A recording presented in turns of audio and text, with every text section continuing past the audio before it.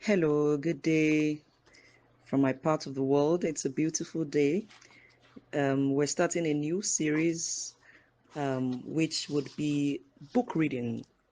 It will be a book reading of the book titled A Line in the Sand by Bralade Koroye Emenanjo. They are stories of boundaries in marriage. This book, hmm, I will do a book review after we have finished reading through the book. However, I want you to sit back and enjoy the series of readings. There are a collection of short stories in this book that addresses different situations in marriages in today's society. The book permit me to do a little bit of quick review.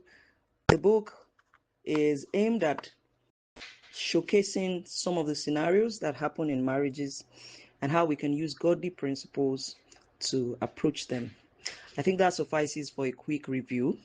There are details of what the author tries to project in terms of boundaries that will be discussed later on. I would also refer you to the author's page, social media platform, where she hosts um, she hosts discussions and I guess readings like this.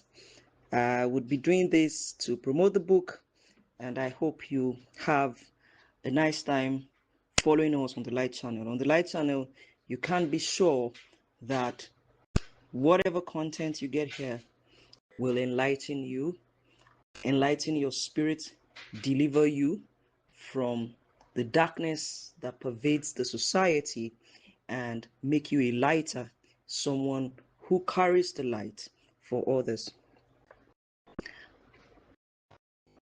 The first of the series of short stories is Every Woman's Dream Man.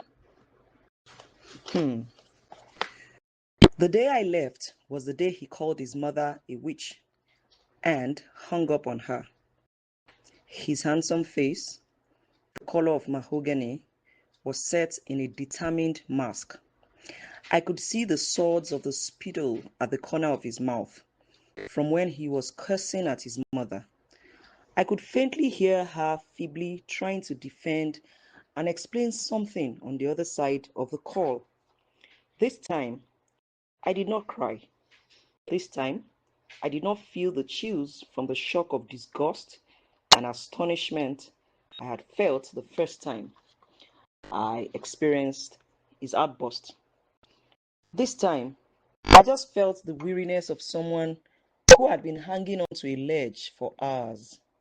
It felt like the scales were falling off, as if someone pulled back the curtains on the starkness of truth, in the same way you cannot unsee a naked person who was inadvertently exposed.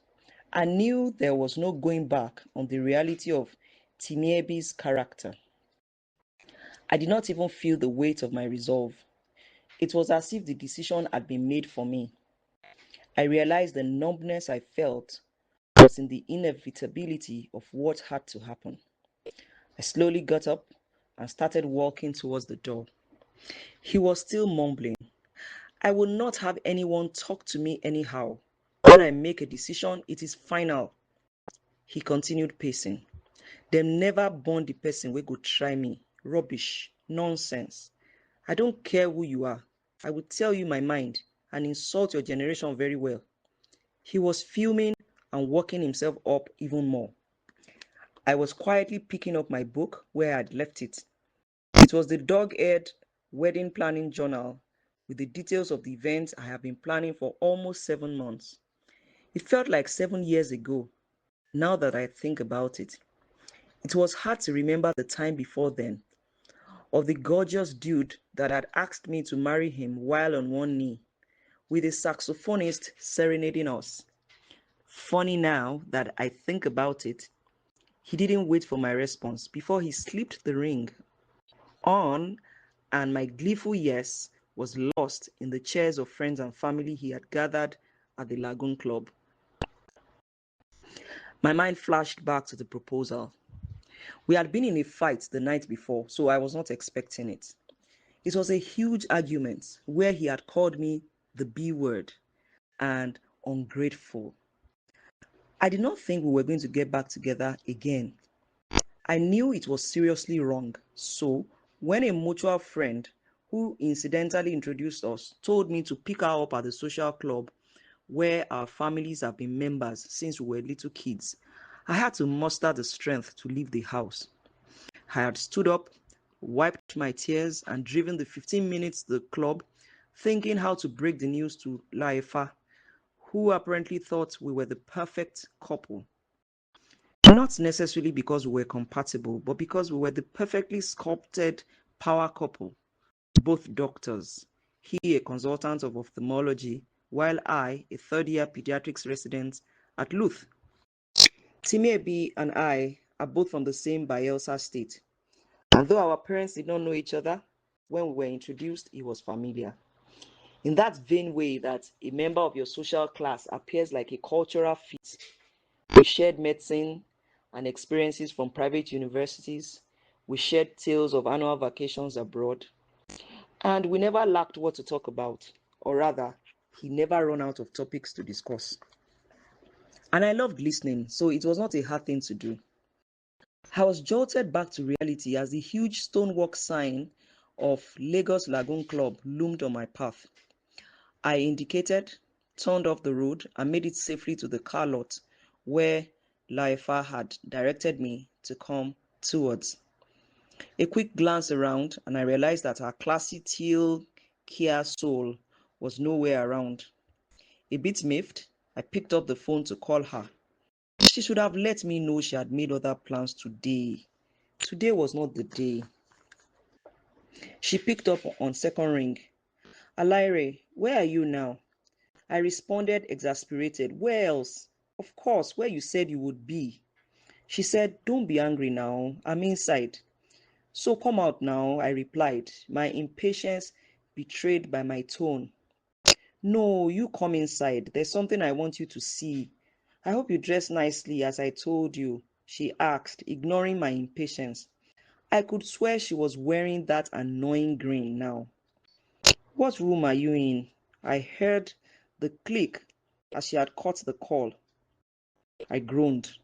I was not in the mood for games, but I extracted the lip gloss from the glove compartment of my 2018 Toyota RAV4, cursing under my breath. Thankfully, I had a spare wig in my car that I pulled on and gave a quick pat before I stepped out.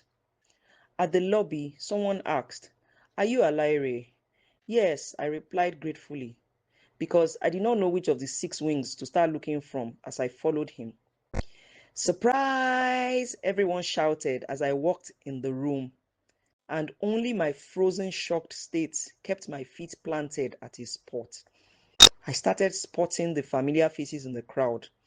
There was my chief resident and Auntie Priye, my brother and my cousins, our parents. I was still bewildered and wondering whether my birthday, which was another 2 months away, was worth all this, when Timiebi came through the small crowd.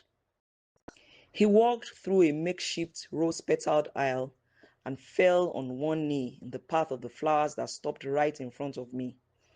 As I figured out what was happening, my confusion doubled. He approached me slowly, his eyes fixed on mine as he slowly approached and said, Alaire, my beautiful girl, I knew from the first day I met you that you would be my wife. I love you so much, and I want you to be mine for always. Marry me. My fairy tale was happening in the moment, and I was swept up in the fulfillment of the dream I had nursed since my secondary school days of meals and boons. Looking around the room and seeing the approving faces and celebratory cheers only affirmed my decision, or the decision that was made for me, because it was already slipping the ring on as I said, yes. Looking back now, there was no question to respond to, just another one of his commands. After the Uber romantic proposal and the cocktail that followed at a club with family and friends, I had playfully asked him, "Is it not you that insulted me yesterday now?"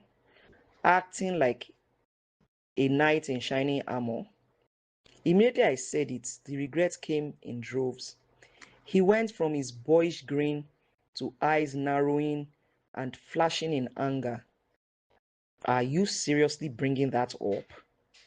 Just be grateful that I overlooked your little tantrum." He continued, "You're about to be a married woman now. You better grow up and start acting like one. Don't ever walk out on me again. Next time, I won't forgive as easily." He ended with a warning. My Auntie Priya was coming close, so I managed an apologetic smile as I linked my hands with his, trying to keep up appearances. I also remember his uncle Waila as well, with his robust laughter, saying, "It's only a good girl like you that can marry Timiebi's hot hair though." And everyone had laughed approvingly, like I was a special angel breed from heaven, devoid of hurt or anger, and suitably long suffering to be called a wife. The whirlwind of wedding planning had started with a flurry of activities. Life had convened our friends in a WhatsApp group, and soon our Shebi outfit choices were being evaluated. And there was talk of specially choreographed dance that I made clear was not a desire of mine and I was not a willing party to. "You dey fear?" Erika had smirked. "Don't worry, we will give you the easy steps. This one that you cannot even do simple owigiri," she stated. "You think we want you to embarrass us?"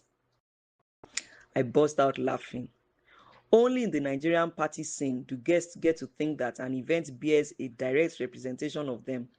They become almost like ambassadors of events they attend, proudly displaying expensive souvenirs and speaking about the performing musicians like they paid for them. On the other hand, if it were a flop, they would almost deny that they went there. This was the proverbial good child who had many parents versus the failure one who nobody wanted. Such was my wedding plan progress when the chink started turning to Ford-sized cracks in the armor. The first family feud happened at the introduction. This is an event where the close family of the groom came to formally be introduced to the bride's family and state their intention of marriage, an intimate event which holds at the home of the bride's parents. And after all pleasantries, a list for the bride price items would be received by the groom's family. That would usually be indifference as the obliging party that came to seek the proverbial golden flower. It started with my dad announcing that the customary traditional wedding will hold in our hometown of Sagbama. He had declared amidst the festivities, and upon receiving cases of beverage gifts, all roads lead to Sagbama for the wedding of the year. My parents were so proud of the house which had been recently renovated. It had a humongous living room which seemed to me like a quarter of a soccer field. He would often justify the size of it, saying, "My daughters will marry from this house now. Where would the guests sit?" You would think he was marrying them out every single month with the effort he put into building and furnishing it. As family and guests laughed, Timiebi blurted, "But that is almost 1,000 kilometers away. I would prefer to do it here." The spokesman from his family quickly leapt off, looking abashed and trying to smooth things out. "Well, my in-law, when we get to that bridge, we will cross it," he said with forced humor while he turned to look at the groom sternly, beseeching and willing him to acquiesce or at worst stay quiet. But no, Timiebi did not get the memo. I could see my dad had a little tick at the side of his mouth, struggling to keep calm from the unusual show of disrespect and challenge. He managed a laugh and said, "Children of nowadays do not like the village." Timiebi had discourteously retorted, "This has nothing to do with that. We are just being logical and practical. There's no reason to drive all the way there when everyone we know is already here. It's ridiculous."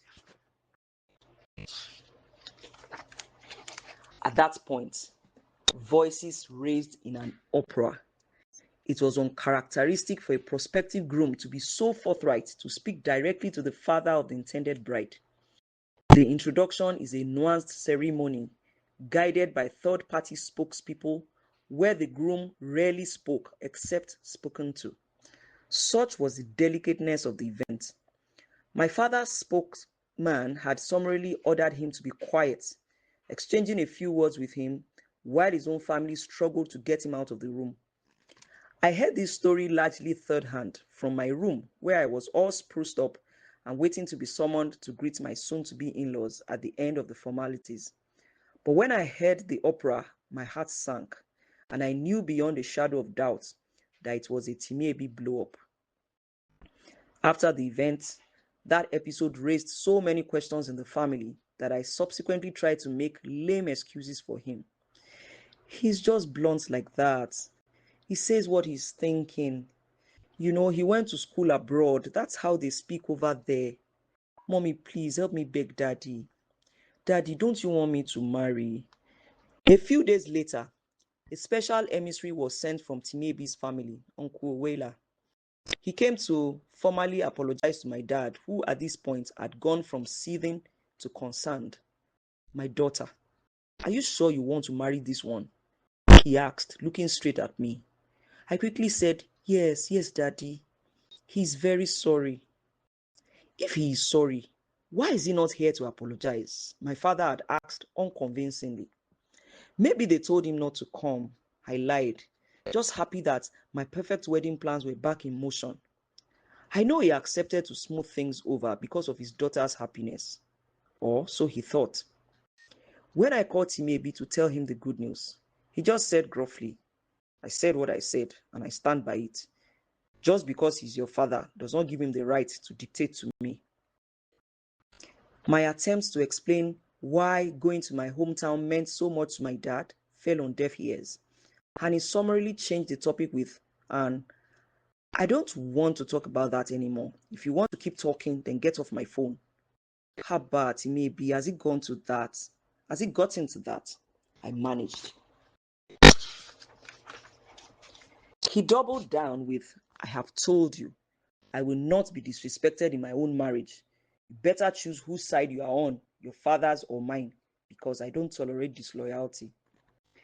Even the mention of him calling my dad to say thank you for the venue concession to Lagos set him off so much.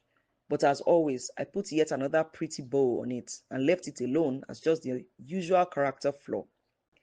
Timiebi had always been difficult with everybody, and I thought very wrongly that I was the anointed person to make up for the not so desirable attitudes and behavior. After all, he was faithful, I reasoned, super smart with a good career and future. Even though he had some disciplinary issues at his workplace, he was a professing Christian who attended church regularly. So, what more did I want? It all came to me as I heard him cuss out his mother on the phone. I wanted to be with someone I did not have to walk on eggshells around. I wanted to be with someone who respected me as much as he claimed to love me. I wanted to be around an emotionally stable person whose life was not punctuated by outbursts, someone who was measured, even killed, and reasonable, who cared about the relationships in my life and heck, his own life too. The reality dawned that day like cold water running from my head to my toes. I knew I had to cancel the wedding scheduled in 2 weeks' time because I did not need to be psychic to see how miserable the life I was going for in this marriage would be. I pulled myself up to my feet, picked up my bag, and started walking out. It was for the last time I heard him say, come back here. Where do you think you are going? He kept calling me back, but it sounded very distant and as remote as I had realized the possibility of a lifetime with this man had become. I opened the door and walked out.